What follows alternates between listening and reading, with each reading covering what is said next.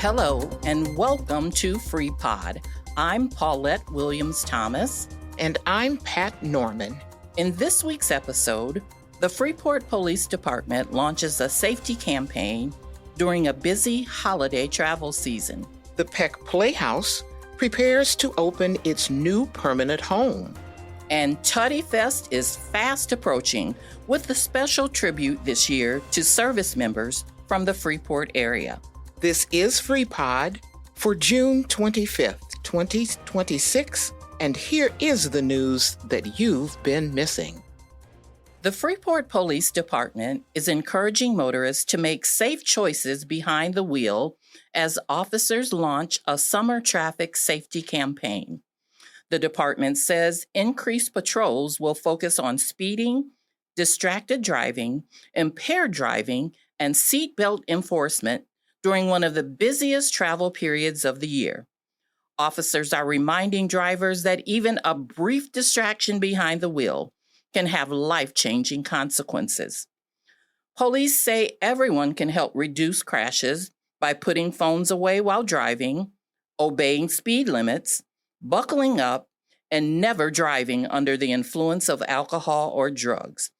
This campaign is funded through federal highway safety grants administered by the Illinois Department of Transportation. A formerly blighted property on Freeport's south side has been given new life thanks to the Northwest Illinois Land Bank Authority. The organization recently completed redevelopment of a vacant property at 52 North Bailey Street that had long been considered an eyesore.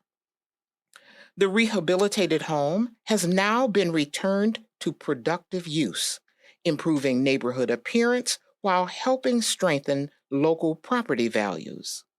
The Land Bank Authority continues working throughout Northwest Illinois to acquire abandoned and tax-delinquent properties, returning them to private ownership and encouraging neighborhood revitalization. Officials say every successful redevelopment helps stabilize surrounding neighborhoods while reducing the burden of vacant structures on local communities. Stephenson County's economy continues to show encouraging signs. According to the U.S. Bureau of Labor Statistics, the county's unemployment rate fell to 4% in April, down from 5.2% in March. The improvement mirrors statewide gains as employers added jobs across several sectors, including education, healthcare, hospitality, and construction. Local business leaders say the stronger labor market is good news for area families and employers alike. However, many manufacturers, healthcare providers, and skilled trade businesses continue reporting difficulty finding qualified workers to fill open positions. Economic development officials say attracting and retaining a skilled workforce remains one of the region's biggest priorities. The Northwest Illinois Bird and Nature Alliance is inviting community members to help restore native habitat during its upcoming volunteer stewardship program. The NIBNA is hosting a series of Prairie stewardship workdays at Elkhorn Creek and Silver Creek Biodiversity Preserves and the Freeport Prairie Nature Preserve. The next session is scheduled for Saturday, June 27th from 7 until 9 a.m. at Elkhorn Creek's sandy slope. Volunteers will help remove invasive plants and restore native prairie habitat that supports birds, butterflies, and other wildlife. No experience is necessary, and tools, gloves, training, and snacks are provided. Participants are encouraged to wear long sleeves and pants, sturdy footwear, and bring water. For the complete schedule or to volunteer, visit the link found in the print version of this story on our website. Young people interested in agriculture still have time to register for one of the area's most popular summer competitions. Registration is coming due for this year's Ag Olympics, which brings together youth teams for friendly competition while teaching agriculture, knowledge, teamwork, and leadership skills. Events typically include farm-related challenges, relay races, and educational contests designed to showcase both problem-solving and agricultural awareness. Extension educators say the event has become an excellent way for young people to learn about agriculture while building friendships and leadership experience. Participants are encouraged to register before the deadline to guarantee a spot, and you can do so at the link provided in the print version of this story on our website.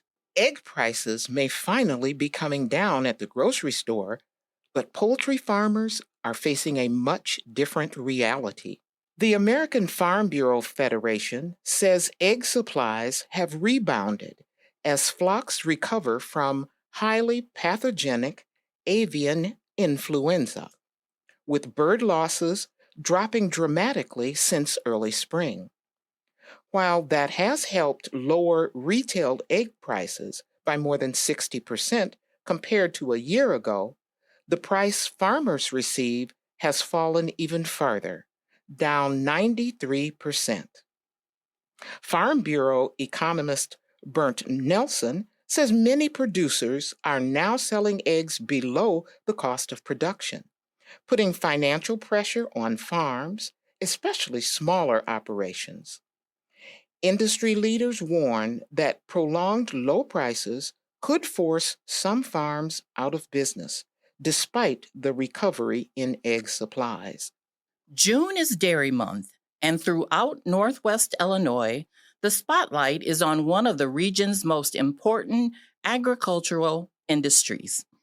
Illinois dairy farms produce millions of pounds of milk each year while supporting thousands of jobs in farming, processing, transportation, and food production. Agricultural organizations are encouraging residents to recognize the contributions of dairy farm families by purchasing locally produced dairy products and visiting educational events throughout the month. Many local farms continue using new technologies that improve animal care, environmental stewardship, and milk quality while helping farms remain competitive for future generations. Dairy producers say they appreciate the continued support of consumers who choose locally produced milk, cheese, yogurt, and ice cream.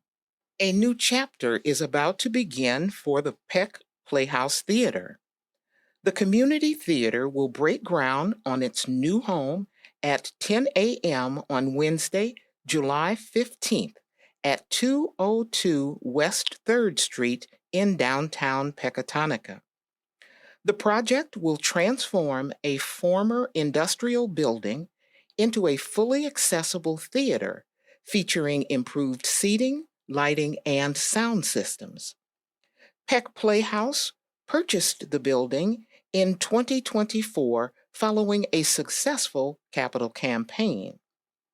The theater has been without a permanent home since its longtime Main Street building collapsed under heavy snow and ice in February of 2021. Since then, performances have been held at local churches and schools. Theater officials say the new facility will ensure the organization continues serving audiences for years to come. A newly released public health assessment is urging caution around the former Bouchgray mine southeast of Galena. The Illinois Department of Public Health and the Agency for Toxic Substances and Disease Registry found elevated levels of heavy metals, including arsenic, lead, and manganese in mine wasting and surrounding soils. While the report says the site does not pose an immediate emergency, officials recommend people avoid disturbing mine tailings and limit unnecessary exposure to contaminated soil. Residents are encouraged to review the report and submit comments during the public review period. A public information meeting is scheduled for July 16th from 4 to 7:30 p.m. at the Galena City Hall. The Illinois Department of Public Health and the Agency for Toxic Substances and Disease Registry found elevated levels of heavy metals, including arsenic, lead, and manganese in mine waste and surrounding soils. The Joe Davis Conservation Foundation is receiving statewide recognition for its ongoing efforts to protect some of Illinois' most unique natural landscapes. A recent feature highlighted the foundation's stewardship of nearly 1,500 acres of prairies, forests, wetlands, and historic sites throughout Joe Davis County. Among the properties receiving recognition are Horseshoe Mound Preserve, Casper Bluff Land and Water Reserve, Valley of Eden Bird Sanctuary, and the Bueller Preserve. Foundation officials say protecting these lands preserves wildlife habitat while providing residents and visitors opportunities to hike, birdwatch, and experience the driftless area's remarkable scenery. If you're traveling through Carroll County this summer, plan on allowing a little extra time. The Illinois Department of Transportation has begun a major resurfacing project along approximately 10 miles of Illinois Route 84 between south of Savannah and the Whiteside County line. The $7 million project includes pavement repairs, milling, and resurfacing. Motorists should expect daytime lane closures controlled by flaggers through the end of October. Drivers are reminded to slow down in work zones and remain alert for workers and changing traffic patterns. Illinois residents will soon have expanded access to online information through their local libraries. The Illinois State Library is expanding access to digital databases that provide free research materials, educational resources, historical archives, business information, and career development tools. Officials say the enhanced services will allow library cardholders to access high-quality information from home, helping students, educators, job seekers, and lifelong learners alike. Local libraries throughout Northwest Illinois will continue offering assistance to patrons interested in exploring the expanded online resources. Improving student math performance remains a top priority for the Illinois State Board of Education. State education officials are continuing to implement new strategies designed to strengthen mathematics instruction and improve achievement across all grade levels. The initiative includes expanded professional development for teachers, additional classroom resources, and increased support for school districts working to improve student outcomes. Education leaders say strong math skills are critical for preparing students for college, careers, and an increasingly technology-driven workforce. School districts across Northwest Illinois are expected to benefit from the state's continued investment in mathematics education. Governor J.B. Pritzker has signed Illinois' new $55.9 billion state budget into law. The spending plan takes effect July 1st and includes continued investments in K-12 education, infrastructure, public safety, and health care. It also fully funds the state's annual evidence-based funding increase for schools and restores property tax relief grants for participating districts. The budget raises new revenue through taxes on social media companies, digital assets, and fantasy sports operators, while delaying this year's scheduled motor fuel tax increase until January. Governor Pritzker says the budget keeps Illinois on solid financial footing, while Republican leaders argue the new taxes will make the state less affordable for families and businesses.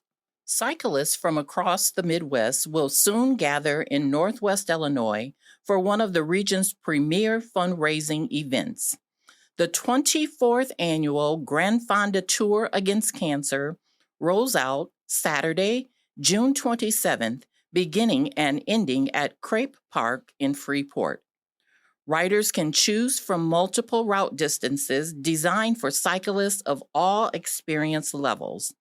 The proceeds will benefit cancer care and support services for patients and families throughout the region. Organizers say the annual ride has raised hundreds of thousands of dollars over the years while promoting healthy living and bringing visitors to Northwest Illinois. Volunteers are also welcome to help with rider support and event operations, and you can register for any of the rides at the link found in the print version of this story on our website. Music lovers are invited to celebrate America's birthday with one of Freeport's longest-running summer traditions. The Freeport Concert Band will present its annual Patriotic concert on Sunday, June 28th at 7 p.m. in the Koenig Amphitheater at Crepe Park.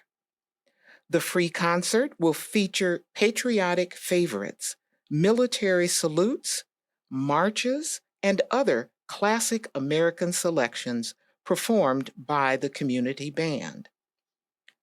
Audience members are encouraged to bring lawn chairs or blankets and enjoy an evening of music under the summer sky. In the event of inclement weather, updates will be posted by the Freeport Concert Band.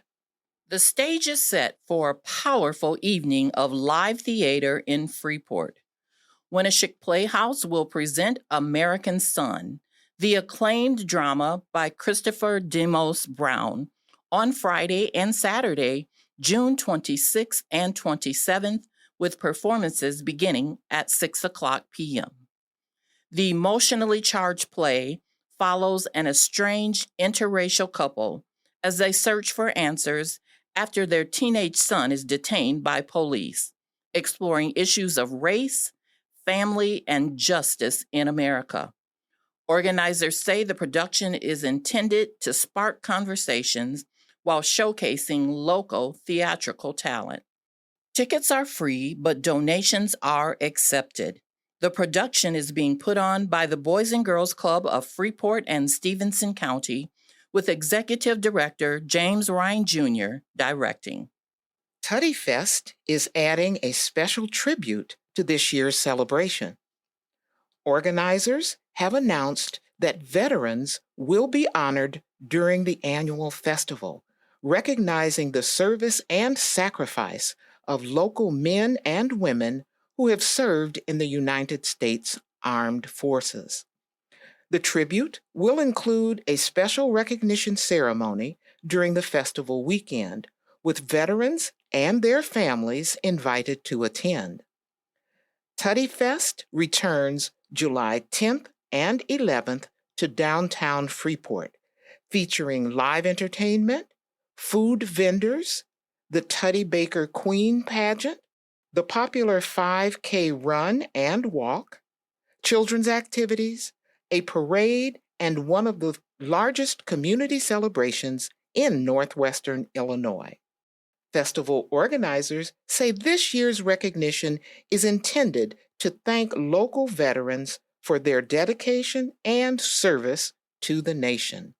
Before signing off this week, here's a programming note for our listeners. Did you know that you could read any of our scripts anytime on our website? Along with broadcasting our podcast each week, we also publish a print version of each weekly news episode on our website, www.freepod.org. The print version allows you to move at your own pace to absorb the news you've been missing. And because of the nature of a podcast, you can also get the news when you want it. While we release these newscasts every Thursday at noon, they are available anytime. So, while we appreciate it if you think of FreePod as appointment listening, the reality is that you can download our episodes and play them whenever you have time. And it's not just our newscast. Our interviews are available to listen to anytime as well, including this past week's interview. FreePod host Alan Wenzel spoke with outgoing President Chris Kaburski, incoming President Dr. Jamal Scott, and Chair of the Board of Trustees Doug Block, all of Highland Community College. The three sat down with Alan to talk about the transition in leadership of the college during a pivotal time in the institution's history. This coming Tuesday, we'll have an interview with Chris Volkema of the band Black Cat Manor. FreePod host Tim Connors spoke to Chris about juggling life as a professional musician and as a supportive member of the Freeport community.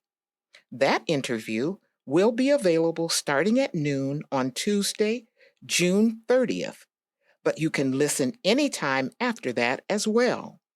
You can find it and all of our other interviews on our website, www.freepod.org, or wherever you get your podcasts. We'd like to thank our community liaisons and reporters for providing pivotal content for our program, our partners at WNIJ in DeKalb for helping to share FreePod to a larger community, and the Media Studies Department at Highland Community College for producing this podcast. As always, please like us on Facebook. Subscribe on the podcast platform of your choice and share with your friends. If you'd like to make a tax-deductible contribution to support local news content, please visit our website at www.freepod.org. This has been FreePod for Thursday, June 25th. Thank you for listening.